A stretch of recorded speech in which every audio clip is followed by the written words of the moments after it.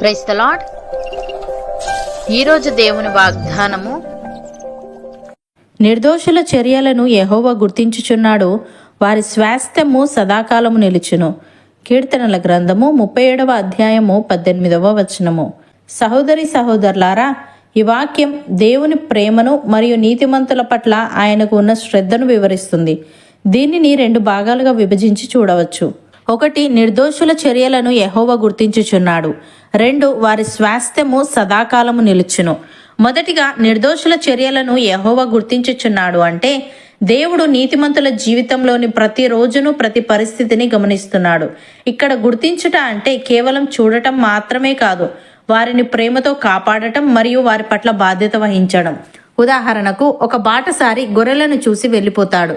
గొర్రె గుంతలో పడినా అతనికి అనవసరం, కానీ కాపరి తన గొర్రెలను గుర్తిస్తాడు. అంటే ఏ గొర్రె అలసిపోయింది, ఏ గొర్రెకు దాహంగా ఉంది, ఏ గొర్రె వెనకబడిపోయింది అని ప్రతి క్షణం గమనిస్తాడు. గొర్రెకు ఆకలి వేసినప్పుడు కాపరి పచ్చిక బయళ్లకు తీసుకువెళ్తాడు. తోడేలు వచ్చినప్పుడు తన ప్రాణం పెట్టి కాపాడతాడు. దేవుడు కూడా నీతిమంతుల విషయంలో అలాగే బాధ్యత తీసుకుంటాడు. ఇజ్రాయేలీలు 40 ఏళ్ళు అరణ్యంలో ఉన్నారు. అక్కడ పంటలు లేవు, నీళ్లు లేవు, బట్టల షాపులు లేవు. దేవుడు వారిని చూస్తూ ఊరుకోలేదు. వారికి ప్రతిరోజు మన్నాను ఆహారంగా పంపాడు. వారి కాళ్ళు వాయకుండా, బట్టలు పాతగిలిపోకుండా 40 ఏళ్ళు బాధ్యత వహించాడు. వారి ప్రతిరోజు అవసరాలను ఆయనే తీర్చాడు.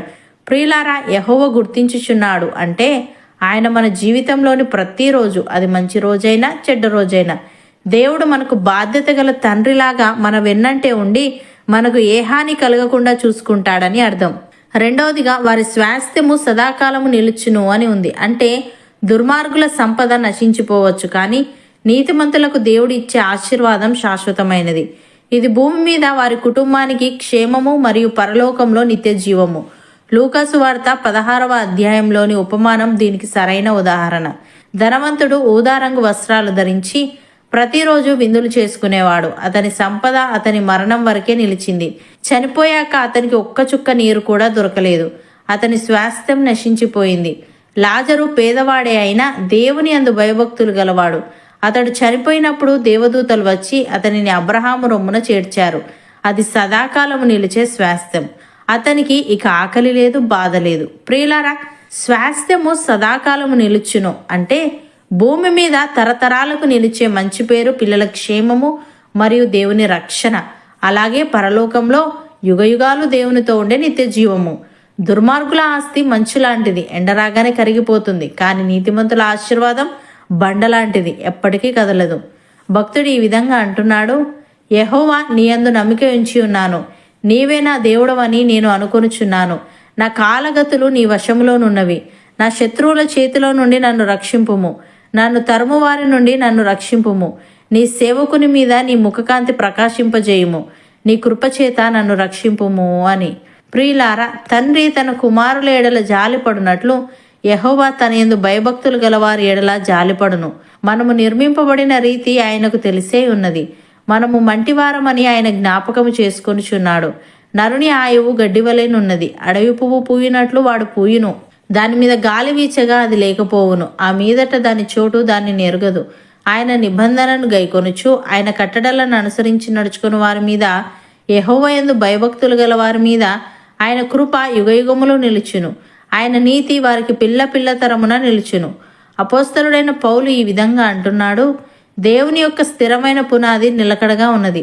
ప్రభు తన వారిని ఎరుగును అనున్నదియు, ప్రభు నామమును ఒప్పుకొను ప్రతివాడును దుర్నీతి నుండి తొలగిపోవాలను అనున్నదియు దానికి ముద్రగా ఉన్నది. గొప్ప ఇంటిలో వెండి పాత్రలను, బంగారు పాత్రలను మాత్రమే గాక కర్రవియు మంటివియు కూడా ఉండును. వాటిలో కొన్ని ఘనతకును, కొన్ని ఘనహీనతకును వినియోగింపబడును. ఎవడైనను వీటిలో చేరక తన్ను తాను పవిత్రపరచుకుని ఎడల వాడు పరిశుద్ధపరచబడి యజమానుడు వాడుకొనుటకు అర్హమై ప్రతి సత్కార్యమునకు సిద్ధపరచబడి ఘనత నిమిత్తమైన పాత్రయే ఉండును అని. సహోదరి సహోదరులారా, మృతులలో నుండి యేసుక్రీస్తు తిరిగి లేచుట వలన జీవముతో కూడిన నిరీక్షణ మనకు కలుగునట్లు, అనగా అక్షయమైనదియు నిర్మలమైనదియు వాడబారనిదియునైన స్వాస్థ్యము మనకు కలుగునట్లు ఆయన తన విశేష కనికరము చొప్పున మనలను మరలా జన్మింపజేసెను.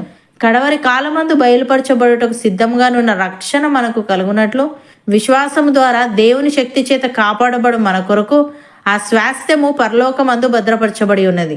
ఇందువలన మనము మిక్కిలి ఆనందించుచున్నాము గాని అవసరమును బట్టి నానా విధములైన శోధనల చేత ప్రస్తుతమున కొంచెము కాలము మనకు దుఃఖము కలుగుచున్నది. నశించిపోవు సువర్ణము అగ్ని పరీక్ష వలన శుద్ధపరచబడుచున్నది కదా.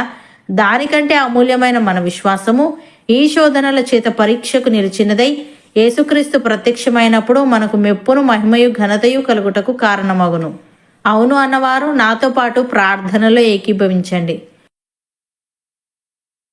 పరిశుద్ధుడా, ప్రేమగల తండ్రి, నిర్దోషుల చర్యలను నీవు గుర్తించుచున్నావని, వారి స్వాస్థ్యం సదాకాలం నిలుచునని, నీవు నీతిమంతుల జీవితంలోని ప్రతిరోజును ప్రతి పరిస్థితిని గమనిస్తున్నావని, కేవలం చూడటం మాత్రమే కాదు వారిని ప్రేమతో కాపాడదు అని తెలియజేశావు. తండ్రి నీకు స్తుతులు.